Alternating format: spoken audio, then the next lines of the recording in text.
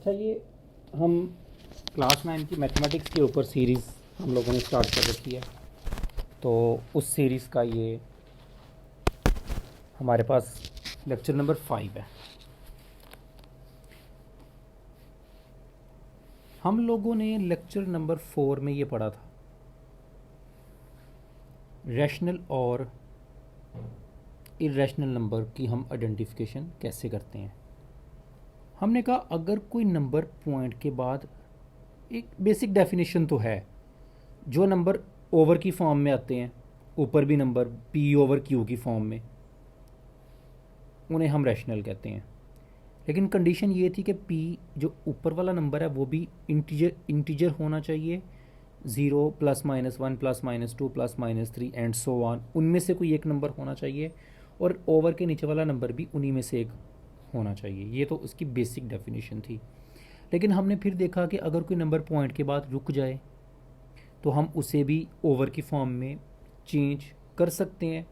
उसे हम लिख सकते हैं इस फॉर्म में, और मैंने आपको करके भी दिखाया कि जैसे 0.41 है तो आप इसे लिख सकते हो 41, पॉइंट की जगह पे 1, आगे 2 डिजिट्स। तो ये P और ये नंबर कहलाएगा Q। ये भी इंटीजर है, ये भी इंटीजर है, तो ये नंबर रैशनल कहलाएगा। फिर हमने ये भी बोला कि अगर कोई नंबर पॉइंट के बाद ना भी रुके, लेकिन एक पैटर्न के साथ चले, जैसे 4 4 4 इनफाइनाइटली रिपीट हो रहा है, इसे हम रेकरिंग नंबर कहते हैं, तो ये ना भी रुके तो कोई प्रॉब्लम नहीं है, हम इसे फिर भी इरेशनल हम इसे फिर भी रैशनल नंबर ही कहते हैं। और हमने इसकी कोई अभी तक एग्जाम्पल नहीं दी, तो सो आपके माइंड में कन्फ्यूजन होगी कि ये नंबर कैसे रैशनल है। मैंने आपको बताया था कि हम इससे, वैसे आप उसको इस तरह तो नहीं कर सकते कि पॉइंट की जगह पे 1 आ गया, आगे 1 2 3, ऐसे तो नहीं, क्योंकि ये तो चलता जा रहा है 4 4 4 4 4 4, तो आप कितने भी ज़ीरो लिखोगे आपको नहीं पता, ये तो ख़त्म ही नहीं हो रहा। तो हम उस तरीके से तो इसे रैशनल नहीं कह सकते। लेकिन इसका हमारे पास एक और तरीका है, वो हम एक अगले लेक्चर में या किसी, जब भी इसकी टॉपिक आएगा, मैं आपको ये नंबर लिख के दिखाऊंगा कि ये नंबर भी ओवर की फॉर्म में लिखा जा सकता है, और किसके इक्वल होता है वो भी हम करेंगे। ठीक है, ये किसके बराबर आता है रफली मैं आपको इसी लेक्चर के एंड पे भी बता दूंगा, लेकिन मैं डिटेल में भी बाद में मैं इसको बनाऊंगा। सो ये नंबर आपका रैशनल नंबर ही कहलाया। ये 3.5 और 5 के ऊपर ये एक लाइन है, ये इसका देखें, ये नंबर बेसिकली हमारे पास यही नंबर है, ये 3, ये कुछ ऐसे है 3.5, इसका मतलब यही है 5 5 5 5 एंड सो ऑन। ये इसको इस तरह, ये आप इसे टर्मिनेटिंग ना समझो कि ये रुक गया है, ऐसा नहीं है। अगर ये लाइन ना होती तो फिर इसका मतलब यही होता 3.5, फिर ये टर्मिनेटिंग होता। लेकिन ये लाइन एक नोटेशन है, इसका मतलब है कि 5 बार बार बार बार बार बार आ रहा है और बहुत दफ़ा इनफाइनाइट आ रहा है, तो ये नंबर रेकरिंग नंबर है, तो ये रैशनल ही कहलाएगा। और आखिरी अगर 2 नंबर को देखा जाए तो ये पॉइंट के बाद एक तो रुक नहीं रहे, ये 3 डॉट हैं कि ये चलते जा रहे हैं, और आपको इनमें कोई पैटर्न भी नज़र नहीं आएगा। आप इनको बेशक एक दफ़ा पढ़ के देख लो, तो हम इन्हें इरेशनल नंबर कहते हैं। पाई आपका एक इरेशनल नंबर है, ये पॉइंट के बाद बहुत इनफाइनाइट चलता है लेकिन कोई पैटर्न नहीं है, तो ये एमसीक्यूज़ में वो पूछ लेता है कि पाई रैशनल है कि इरेशनल, तो आपने इसे इरेशनल नंबर ही कहना है। बहुत सारे बच्चे ये सोचते हैं कि पाई की वैल्यू तो होती है 22/7, तो ये तो P ओवर Q की फॉर्म में है, ऊपर भी इंटीजर है, नीचे भी, तो इसे तो रैशनल कहना चाहिए, लेकिन ऐसा नहीं है, ये पाई की वैल्यू नहीं है। ये हम वैसे अपनी आसानी के लिए पाई की वैल्यू ये लिख लेते हैं 22/7, पाई की एक्चुअल वैल्यू ये नहीं है।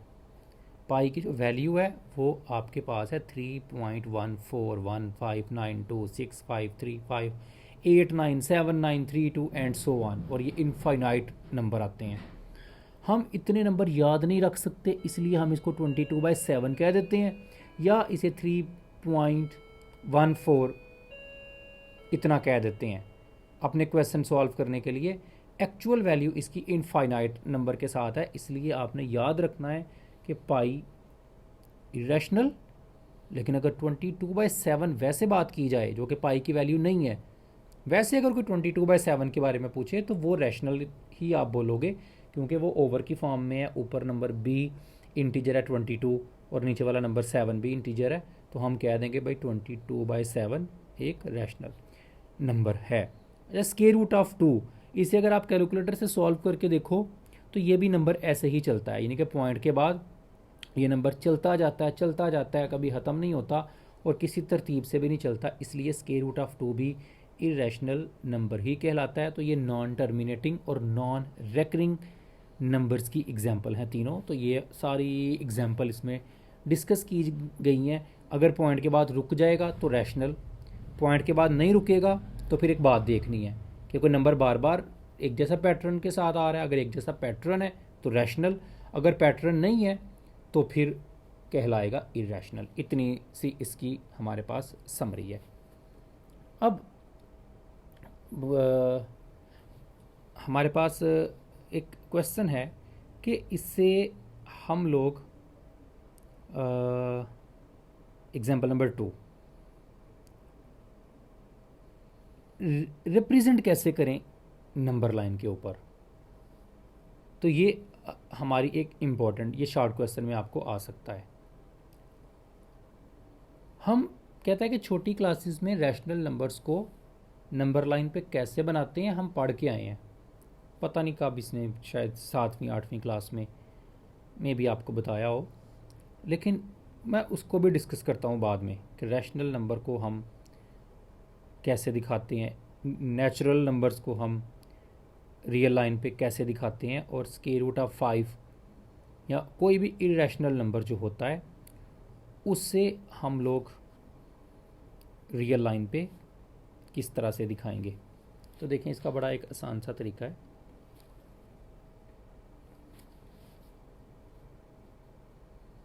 आपने एक लाइन लगा देनी है, बिल्कुल ये मैं तो बस ऐसे ही लगा रहा हूँ, तो आपने एक स्केल को यूज़ करके एक नीट सी लाइन लगाएं। इधर मार्क आप कर लो 0, इधर मार्क आप कर लो 1 और इधर मार्क आप कर लो 2। 2 पे कंपस की नोक रखो और इधर बना लो 90 का एंगल। अगर आपको बनाना आता है तो ठीक है, 8वीं क्लास में आपने सीखा होगा। अगर आपको 90 का एंगल नहीं बनाना आता तो कंपस का सेंटर रखो 2 के ऊपर, ये है ना, ये आप इसे क्या कहते हो, प्रोटेक्टर शायद, क्या डी कहते हो आप इसे। तो ये इसका सेंटर होता है इधर। इधर सेंटर के इस तरफ भी नंबर होते हैं, सेंटर के इस तरफ भी। तो सेंटर रखो इधर, और ये बिल्कुल जो सीधा ये इधर 90 लिखा होता है ऐसे करके, तो 90 बिल्कुल एक सीधी सी लगा लो एक लाइन।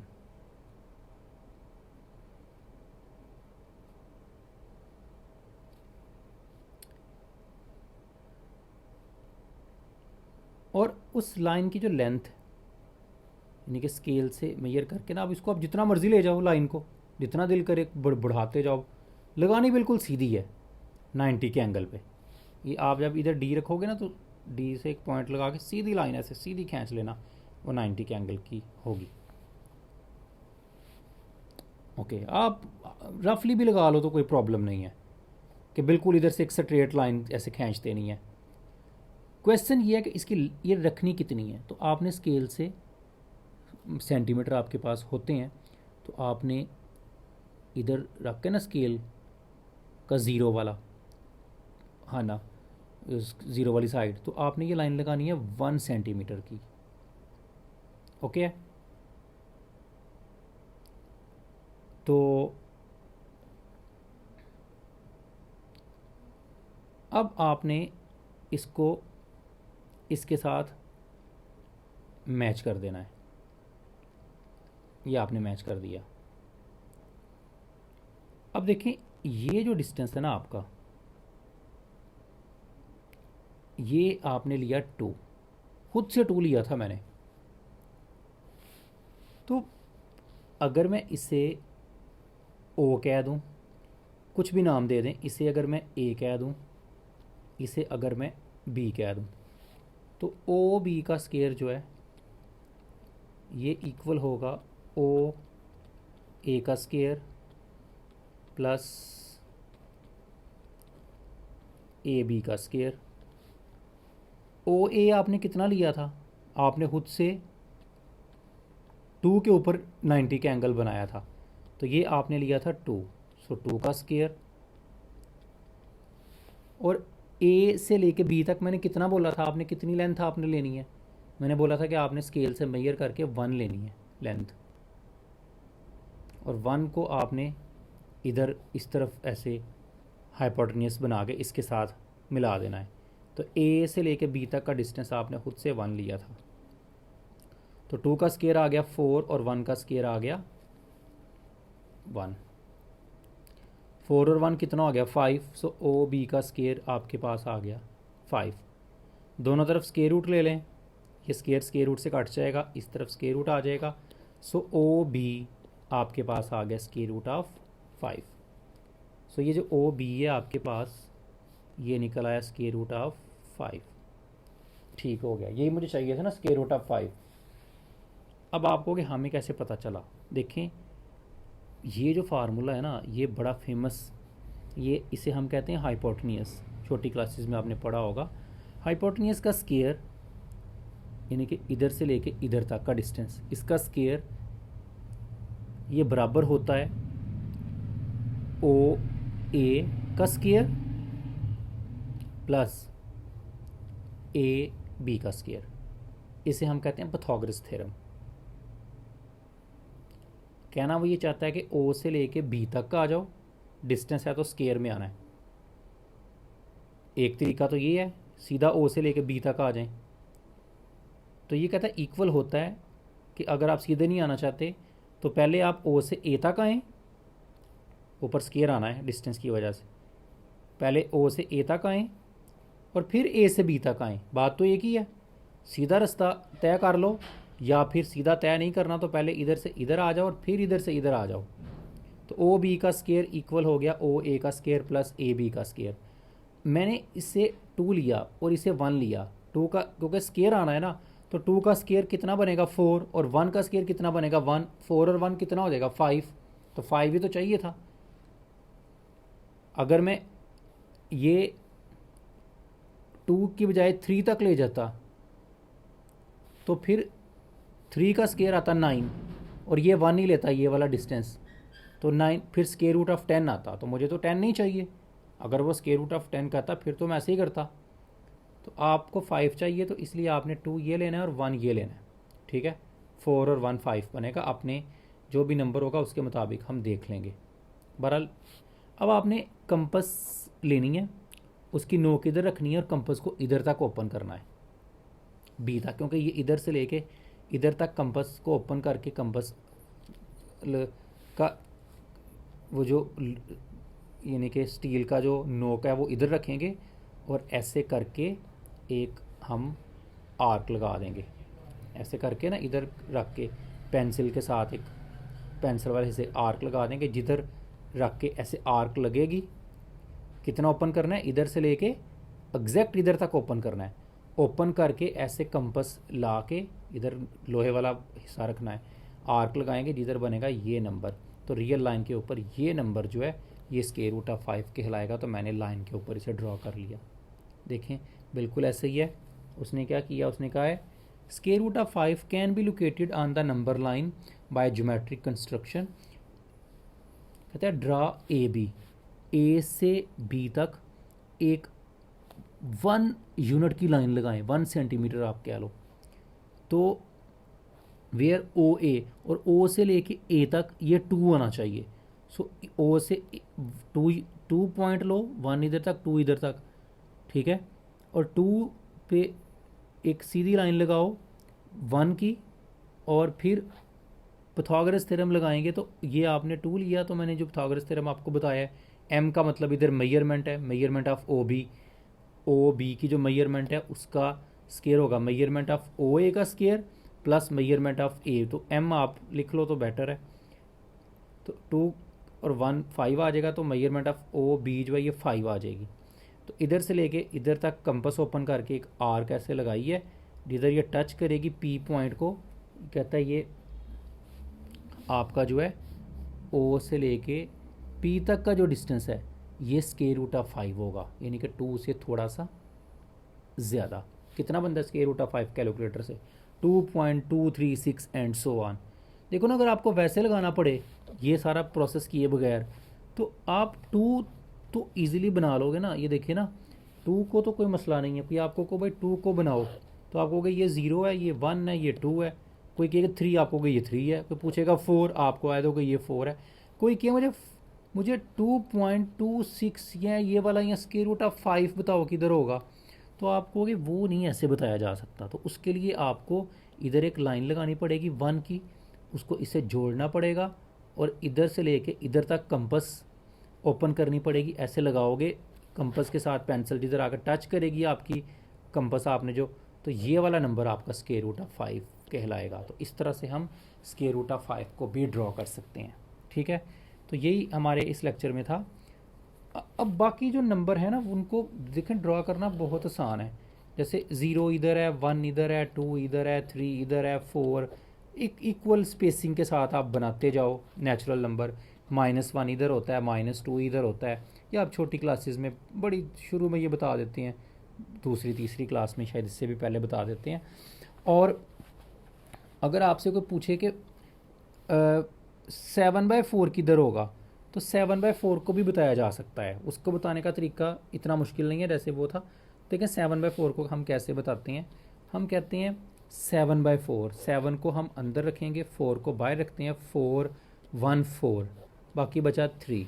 तो हम 0 और 1 और 2, तो 1 तो पूरा ले लेते हैं इधर तक, और ये इसे लिख सकते हैं 1 होल नंबर 3/4। छोटी क्लासेस में पढ़ते थे ना आप, ये सही ये बटाइए, तो 1 होल नंबर 3/4। तो 1 तो आपने कंप्लीट मार्क कर लेना है। अगला जो 1 से लेकर 2 तक वाला जो पोर्शन है, 1 के बाद वाला, वो जो भी आपका बनता है अगला इधर से जिधर वो ख़त्म हो रहा है, इसके आपने करने हैं 4 इक्वल पार्ट्स। अंदाजे से ही कर लो। तो ये 1 2 3 4, उन 4 में से आपने 3 पार्ट्स ले लेने हैं, 1 2 3। तो ये जो नंबर है ना, ये वाला, ये कहलाएगा 7/4। तो रैशनल नंबर्स को भी और हम इंटीजर्स को भी ड्रॉ कर सकते हैं, और स्क्वायर रूट ऑफ 5 को भी अगर आपने ड्रॉ करना तो वो भी कोई प्रॉब्लम नहीं है, वो भी हम बड़ा इजीली ड्रॉ कर सकते हैं। ठीक है, तो इस तरह से हमारी रियल लाइन पे कोई भी नंबर जो है वो ड्रॉ किया जा सकता है। तो अब ये हमने जो क्वेश्चन बोला था कि इसे कैसे लिखते हैं P/Q, एग्जाम्पल नंबर 3, इसे हम अपने अगले लेक्चर में देखेंगे। ये वेरी वेरी इंपॉर्टेंट, ये पहला क्वेश्चन है जो आपको शॉर्ट क्वेश्चन में ज़रूर आ सकता है। तो हम अगले लेक्चर में इसे सॉल्व करते हैं। तब तक के लिए अल्लाह हाफिज़।